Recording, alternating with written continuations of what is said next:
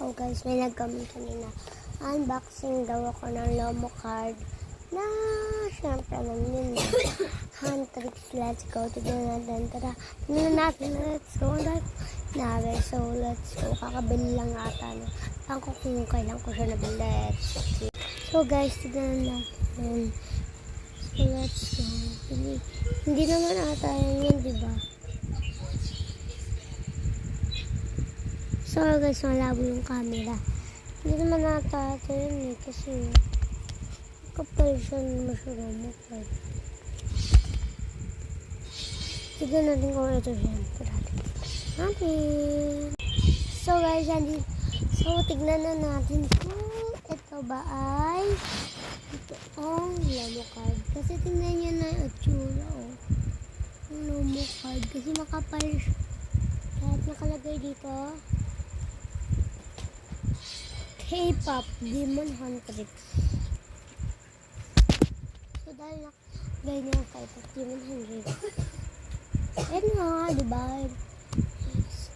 So, may nakalagay dito sa baba ng K-pop Demon Huntrix. Basahin natin. 92 pieces. 62 pieces Lomo card.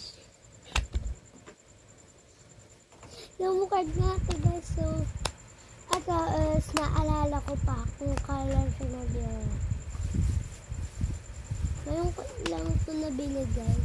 So, bigay lang ito sa akin.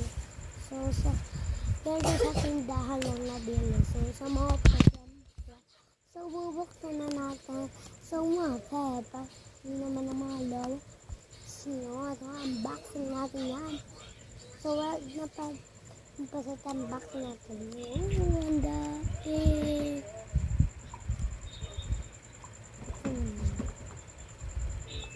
Uy, unang-una si Rumi. Ayun, lumabas. Lumabas yun. Ganun sa kalay. Lomo card. Dati yung likod niya. Ganito yung halay.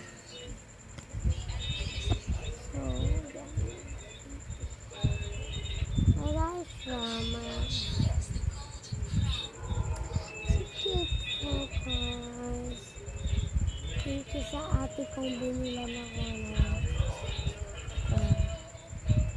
kumala. Alam ko si ate bumili pero kay mama galing ang pan. Thank you po.